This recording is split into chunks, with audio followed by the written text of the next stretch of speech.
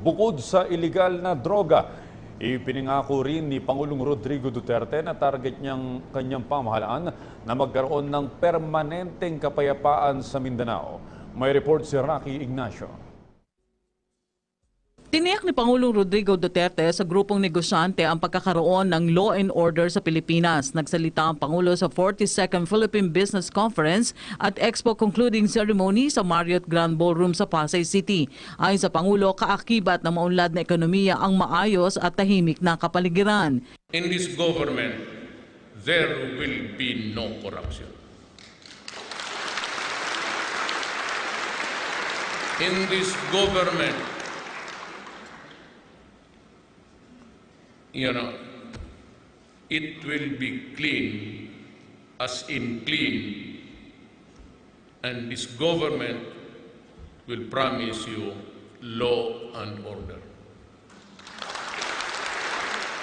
Gate ng Pangulo, ito ang dahilan kung bakit isinulong ang pagwawakas ng insureksyon at pagtamo ng permanenteng kapayapaan sa Mindanao. Paliwanag pa ng Pangulo, hindi niya naging polisiya ang paghihiganti pero hindi niya pahihintulutan na mangibabaw ang karahasan na likha ng iligal na droga sa bansa. Muli nitong inulit ang mahigpit na babala sa mga nasa likod ng bawal na gamot na hindi siya hihinto hanggat hindi nahuhuli ang pinakahuling drug lord sa bansa. That's the irony of life. I am the poorest performer, but I am the president, so make your choice. So yan lang po. No corruption. I want my country peaceful. I want my country like Davao, where you can go around, eat durian at 2, 3 o'clock in the morning and nothing happens. I just want people courteous. Have you noticed Davao? If I'm honest, I do not want you smirking or snorting. Behave. Formal na rin sinaksihan ni Pangulong Duterte ang turnover ng ASEAN Business Advisory Council flag mula sa Laos sa Pilipinas. Ang Pilipinas ang host ng 2017 ASEAN Summit. May tema na Giant Steps 2016 and Beyond. Layunin nitong palakasin ang mekanismo ng economic agenda ng Pilipinas para tiyakin ang kaunlaran sa Asian region. Sabi ng Pangulo, makakaasa ang business community ng malinis sa pamahalaan, malayo sa korupsyon at katiwalian. Bahagi pa rin na okasyon ang pagkakaloob ng 10 resolutions ng business group. Nakapaloob sa 10 resolutions ang tulungan para sa paglikha ng conducive business climate, kasabay ng tulungan sa pamahalaan sa mga polisiya na magpapabilis ng sistema ng transaksyon, pagsusulong ng comprehensive tax reform, pag-amyenda sa Republic Act 7295 o Public Telecommunications Policy of the Philippines para sa paglikha ng open access sa telecommunications, mekanismo sa pagtamo ng sustainable at reliable power supply, pagbubukas ng iba pang major international airports sa Luzon, Visayas at Mindanao sa loob ng 6 na taon sa layuning mapalakas ang industriya ng turismo. My fellow workers in government, my beloved countrymen, I do not prepare speeches. I would rather just go ahead with the environment. But from the judging of the crowd, apart from the campaign days, this is the biggest crowd so far that I have addressed. And what is really very pleasing is that all of you have money.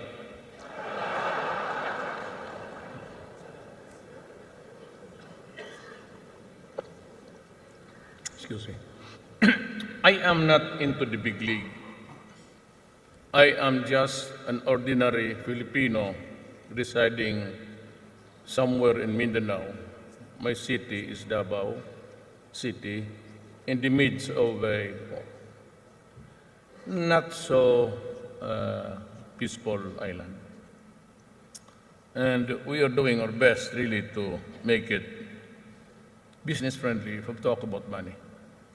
Mindanao holds a great promise in agriculture. Problem is it is beset with the remnants of the rebellion of the yesteryears. There's still a great feeling of nationalism amongst the Muslim population. And there is always the hurt over the centuries, the injustice committed against the Moro people. So in terms of money and agriculture, we talked to Mindanao and we are trying our best really to come up with something. I have talked to the communists and I would like to thank Norway. They are now in Oslo. The communists and the government panel are talking there. And I would like to thank the government of Norway for its good offices in these talks. I have talked to Murad, the leader of the MILF, one of the bigger factions in the secessionist movement. And despite the fact that the last time we were considering the BBL, Murad threatened to go to war if there is no BBL. By the grace of God, we were able to talk to him and said that you might want to postpone the rebellion, the war, because there is still enough time for us to talk about peace. And so with Nor Miswari of the MNLF, practically this is really the picture of what is in Mindanao and the rest of the country. I expect a successful talks with the Communist Party. And that is why the soldiers of the Republic are freed of the war fronts here vis-a-vis with the communists, the New People's Army. So I was able to move my troops to Mindanao, and that resulted really in a firefight until now, and also the reason why there was that blast in Davao City. It's just always tit for tat for them, and because they are losing heavily because of the concentration of the troops that I have deployed from other areas. Wala nang NPA. At least there is no fighting right now. And because they are suffering heavy losses, ayun, there's always a time for retaliation and everything. But I said we are insisting, but this is really how it looks. I have talked to the major fronts. The problem is there is a sector in Mindanao which until now I cannot convince to talk to us. Why? They are the scholars, and scholars do not carry guns. There are a lot of them, and in some places in Mindanao, plenty. We cannot do anything punitive for the simple reason that they are into the religious activity. And in this country, freedom of religion to practice one is always sacred. It's embedded in the Constitution, and it goes for all religions. Now, there are a lot of them called the tabliks, and they're very good, and they're straightforward. And nothing is wrong with that if you trace history. They would be something like the Knights of Columbus for the Catholic Church. So ito yun sila, they go around preaching.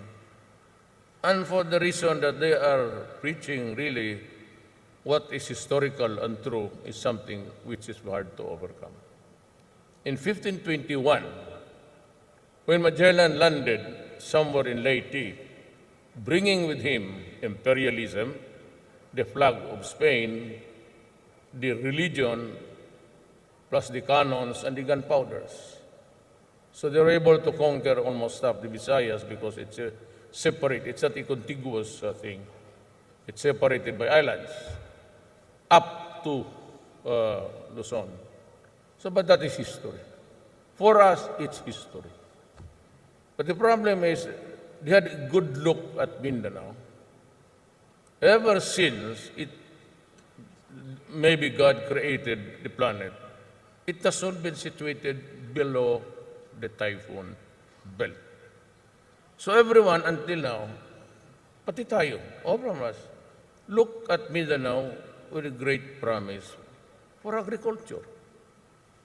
And we can plant and grow, and we can harvest aplenty were it not for the wherewithals, the dynamics going on.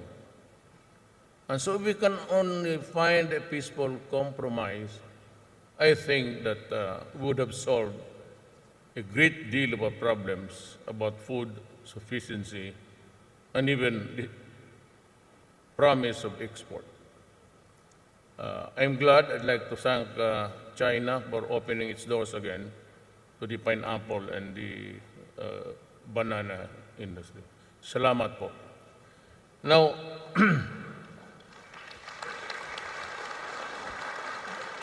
that as a predicate is something which I'd like to begin my simple story. You know, I'm not into the big league. I had failing grades in economics when I was in high school and college. It never was never interested in the graphs. It makes me dizzy to see the graphs going down and going up. I don't make any sense at all. Well, study just to pass. I mean, 75, 76. And I'm telling you the truth. I'm the classmate of Sonny Dominguez. We're childhood friends, same neighborhood, same vicarious interest, lahat. And I was not able to finish in Ateneo because they threw me out. So, fine. And but he was the consistent top guy in our class, valedictorian always. So, he knows the problem. But I became a lawyer, and for 8 years I was, for a while I practiced law. Then I went on to become a prosecutor, and I was doing trial work in court for about 7 years. I believe in law and order. I hate criminals. Maybe the reason one of my years in the court. I hate drugs. I've seen so many lives destroyed and people wallowing in filth of money because of drugs, the drug lords. And I have seen so many cases fall in court because of corruption. Money bought judges, prosecutors, police submitting an alum instead of the tawas, instead of the real McCoy. They look alike. Shabu.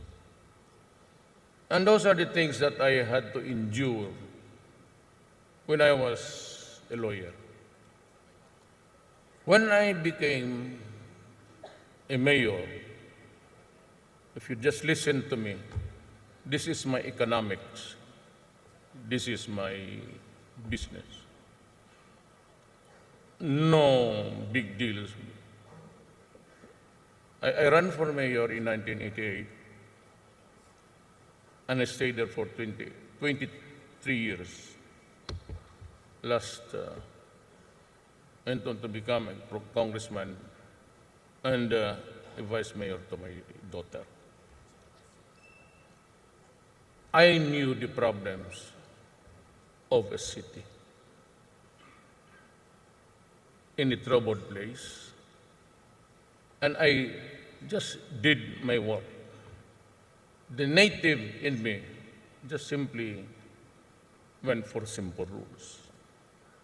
I said in my inaugural speech for the first time in 1988, I said, "You criminals, kidnappers, gun for hire, whether soldiers or civilians, or whatever animal you are, go out of the city or I will kill you."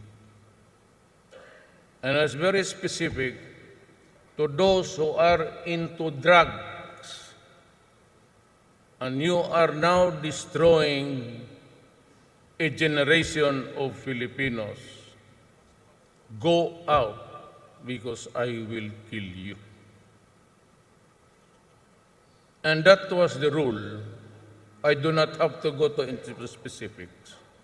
But I saw my city grow or grew, and I said to the businessmen, and the Davameños would tell you this, I am not a business person. I have a limited field. About the only thing that I encountered about business was during the study of law, and it was legal accounting. At hirap ako ng subject na yan because I could not understand why when you spend debit 500, then you put it again, debit 500. There must be something wrong in the system. Why just you could just list down your expenses and your income? You do not have to worry about this hula baloo. And so even then, I was not really interested in business. But I was interested more in criminal law because I really wanted to be a lawyer and a criminal law. As a matter of fact, my dream was just to be appointed as a Sandigan Bayan. It's the criminal courts handling the cases of employees in government. Yun lang po. So the business, I said, I will take care of the environment. I told the late Jesus Ayala, he was one of my, who would call me every now and then. Ano sinabi ko ganun lang? I will make the city peaceful. I will make corruption a past in the city. I was the first city to impose a 3-day limit of clearances, whether it is electrical, business, or whatever, 3 days or 72 hours. After that, you explained to me why it took you more than 72 hours to process a simple paper. That was the rule in Davao. Then I said, no corruption, so I will kill you. Not in the hyperbole, but maybe just out of some passion in it. It carries more of the passion, not really the literal. And Davao grew and grew and grew. And Davao, you can, except for the blast, which we expected because it was a retaliation thing, and to a certain extent it was a failure of intelligence. But Davao is now what it is because of the simple rules. I do not like corruption. I gave each department in this government now, in the national, 3 days, 1 month. 1 month. Then all the papers clearances 3 days. From the presidency, I have yet to formulate the local instructions because local government officials are not under my control, but they are under my supervision according to the Constitution. So I cannot supplant or change the decision, but I can, put them in place by just requiring the many days.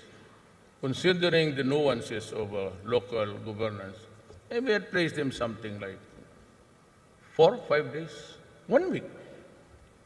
Tapos na. At dito naman sa national, 1 month. And I said I assembled men who are known to me. The BIR, Billy Dulay, was my companion sa dormitoryo noon, sa YMCA.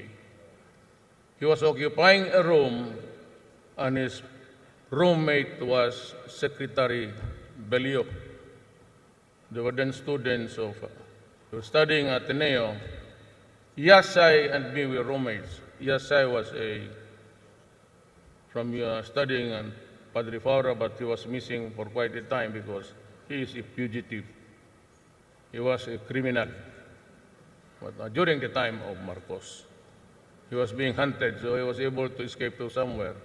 But we occupied the same room. So there's four of us, and plenty others. Now, if I may just go to the side bit. Sabi kasi nila, ito, why is this Duterte? He is appointing lahat ng cabinet. The cabinet members are all over kainuman, drinking partners, and kaibigan, and kakilala. But I'd like to tell you, I do not drink. I do not smoke. I do not womanize. I live a holy life. But I'll drink to that.